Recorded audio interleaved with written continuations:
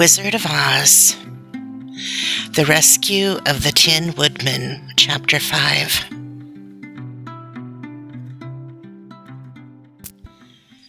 When Dorothy awoke, the sun was shining through the trees, and Toto had long been out chasing birds and squirrels. She sat up and looked around her. There was the Scarecrow still standing patiently in his corner, waiting for her.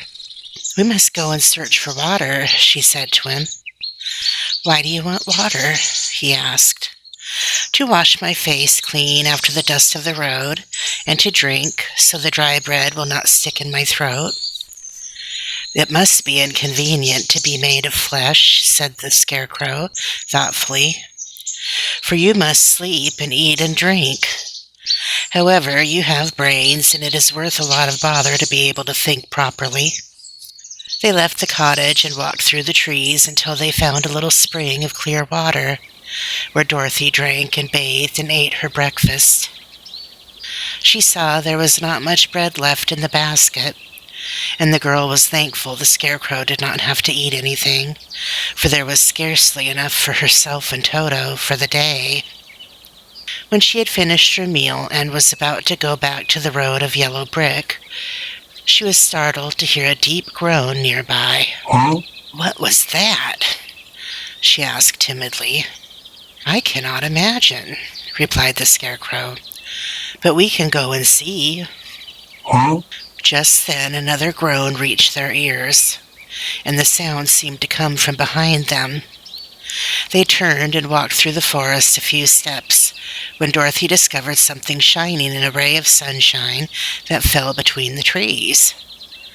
She ran to the place and then stopped short with a cry of surprise. One of the big trees had been partly chopped through, and standing beside it, with an uplifted axe in his hands, was a man made entirely of tin.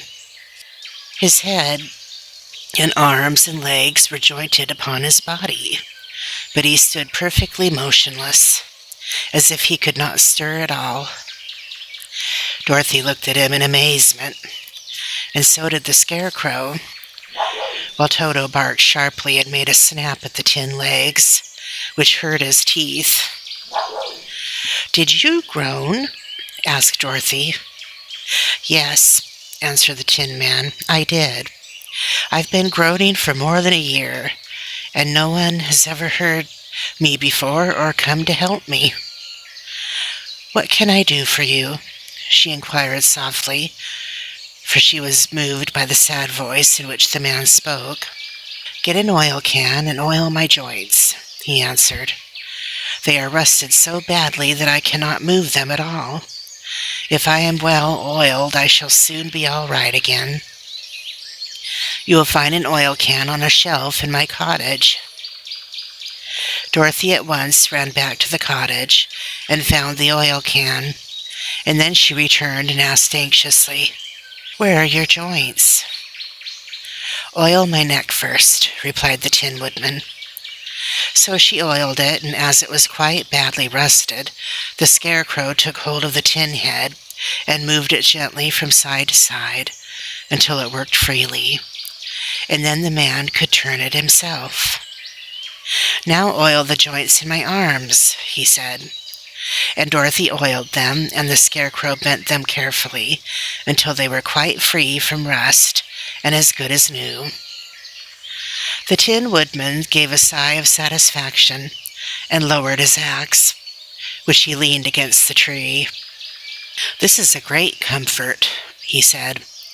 "I have been holding that axe in the air ever since I rusted, and I'm glad to be able to put it down at last. Now, if you will oil the joints of my legs, I shall be all right once more." So they oiled his legs until he could move them freely, and he thanked them again and again for his release, for he seemed a very polite creature and very grateful.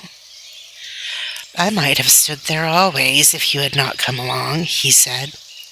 "So you have certainly saved my life. How did you happen to be here?" "We are on our way to the Emerald City to see the Great Oz," she answered. and we stopped at your cottage to pass the night." "Why do you wish to see Oz?" he asked. "I want him to send me back to Kansas, and the Scarecrow wants him to put a few brains into his head," she replied. The Tin Woodman appeared to think deeply for a moment. Then he said, "Do you suppose Oz could give me a heart?" "Why, I guess so," Dorothy answered. "It would be as easy as to give the Scarecrow brains." "True," the Tin Woodman returned. "So if you will allow me to join your party, I will also go to the Emerald City and ask Oz to help me." "Come along," said the Scarecrow heartily, and Dorothy added that she would be pleased to have his company. So the Tin Woodman shouldered his axe, and they all passed through the forest until they came to the road that was paved with yellow brick. The Tin Woodman had asked Dorothy to put the oil can in her basket. "For," he said, "if I should get caught in the rain and rust again, I would need the oil can badly." It was a bit of good luck to have their new comrade join the party, for soon after they had begun their journey again, they came to a place where the trees and branches grew so thick over the road that the travelers could not pass. But the Tin Woodman set to work with his axe, and chopped so well that soon he cleared a passage for the entire party. Dorothy was thinking so earnestly as they walked along that she did not notice when the Scarecrow stumbled into a hole and rolled over to the side of the road. Indeed, he was obliged to call to her to help him up again. "Why didn't you walk around the hole?" asked the Tin Woodman. "I don't know enough," replied the Scarecrow cheerfully. "My head is stuffed with straw, you know, and that is why I am going to Oz to ask him for some brains." "Oh, I see," said the Tin Man. "But after all, brains are not the best things in the world." "Have you any?" inquired the Scarecrow. "No, my head is quite empty," answered the Woodman. "But once I had brains and a heart also. So having tried them both, I should much rather have a heart." "And why is that?" asked the Scarecrow. "I will tell you my story, and then you will know." So, while they were walking through the forest, the Tin Woodman told the following story. "I was born the son of a woodman who chopped down trees in the forest and sold the wood for a living. When I grew up, I too became a wood chopper, and after my father died, I took care of my old mother as long as she lived. Then I made up my mind that instead of living alone, I would marry, so that I might not become lonely. There was one of the Munchkin girls who was so beautiful that I soon grew to love her with all my heart. She, on her part, promised to marry me as soon as I could earn enough money to build a better house for her. So I set to work harder than ever. But the girl lived with an old woman who did not want her to marry anyone, for she was so lazy she wished the girl to remain with her and do the cooking and the housework. So the old woman went to the Wicked Witch of the East and promised her 2 sheep and a cow if she would prevent the marriage.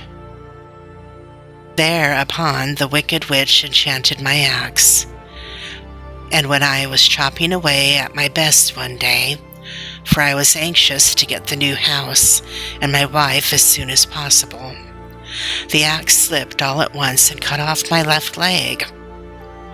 This at first seemed a great misfortune, for I knew a one-legged man could not do very well as a wood chopper.